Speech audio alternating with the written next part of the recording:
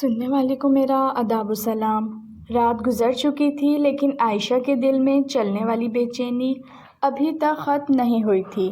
استاد کا سایہ جیسے اب بھی اس کے پاس موجود تھا، مگر اس بار فرق یہ تھا کہ وہ اکیلی نہیں تھی، حمزہ اس کے ساتھ تھا، ہر قدم پر، ہر ڈر کے سامنے۔ کچھ دن بعد حمزہ نے ایک بڑا فیصلہ کر لیا۔ وہ سیدھا عائشہ کے گھر گیا۔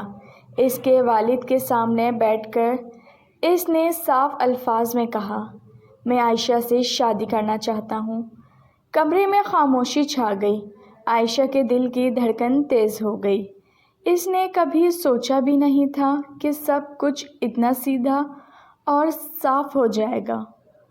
شروع میں کچھ سوال ہوئے، کچھ خدشات بھی، لیکن حمزہ کی سچائی اور اس کے ارادوں کی مضبوطی نے سب کو قائل کر لیا۔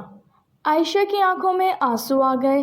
یہ آنسو دکھ کے نہیں تھے بلکہ خوشی کے تھے۔ ادھر استاد کو جب یہ خبر ملی تو وہ کچھ لمحوں کے لیے خاموش رہ گیا۔ اس کے چہرے پر حیرت اور غصہ ایک ساتھ تھا۔ یہ نہیں ہو سکتا، اس نے خود سے کہا۔ وہ آخری بار عائشہ سے ملنے نکلا۔ شادی سے ایک دن پہلے عائشہ گھر کے باہر کھڑی تھی۔ ہوا میں ایک عجیب سی خاموشی تھی۔ اچانک استاد اس کے سامنے آ گیا۔ عائشہ کا دل ایک لمحے کے لیے رک گیا۔ ابھی بھی وقت ہے، میرے ساتھ چلو، اس نے آہستہ سے کہا۔ عائشہ نے پہلی بار بغیر ڈرے اس کی آنکھوں میں دیکھا۔ میں نے اپنی زندگی کا فیصلہ کر لیا ہے۔ اس کی آواز میں اب خوف نہیں تھا، اعتماد تھا۔ یہ محبت نہیں ہے، یہ صرف ایک ڈر تھا، اور میں اب اس ڈر سے آزاد ہو چکی ہوں۔ اسی وقت حمزہ وہاں آ گیا۔ وہ عائشہ کے پاس آ کر کھڑا ہو گیا۔ اب آپ کو جانا چاہیے، اس نے مضبوط لہجے میں کہا۔ استاد نے دونوں کو دیکھا کچھ لمحوں تک، پھر آہستہ سے پیچھے ہٹ گیا۔ اس کی آنکھوں میں ہار صاف نظر آ رہی تھی۔ وہ مڑ کر چلا گیا، اور اس بار ہمیشہ کے لیے۔ شادی کا دن آ گیا۔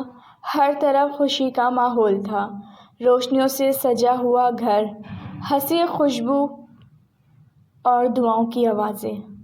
عائشہ دلہن بنی بیٹھی تھی۔ اس کے چہرے پر سکون تھا، وہ سکون جس کا وہ ہمیشہ سے انتظار کر رہی تھی۔ نکاح کا وقت آیا۔ قبول ہے، عائشہ نے مسکرا کر کہا۔ قبول ہے، حمزہ کی آواز بھی گونجی۔ قبول ہے، وہ لمحہ جس نے ان دونوں کی زندگی بدل دی۔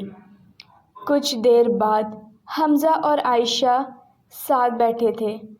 چاندنی رات، ہلکی ہلکی ہوا۔ حمزہ نے نرمی سے کہا، اب کوئی ڈر نہیں۔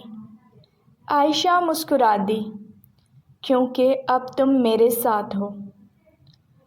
دور کہیں ایک شخص خاموشی سے یہ سب دیکھ رہا تھا، وہی استاد۔ لیکن اس بار وہ کچھ نہیں کر سکتا تھا، صرف دیکھ سکتا تھا کہ جیسے وہ کبھی اپنا سمجھتا تھا، وہ اب کسی اور کی زندگی کا حصہ بن چکی تھی۔ عائشہ نے آسمان کی طرف دیکھا اور دل ہی دل میں کہا، آخر کار میں آزاد ہوں۔ اگر آپ کو یہ کہانی پسند آئی ہو تو پلیز ناول نائٹ کو سبسکرائب کیجیے۔ رکھیے اپنا بہت زیادہ خیال۔ بہت جلد ملوں گی نئی کہانی کے ساتھ۔ اجازت دیجیے، اللہ حافظ۔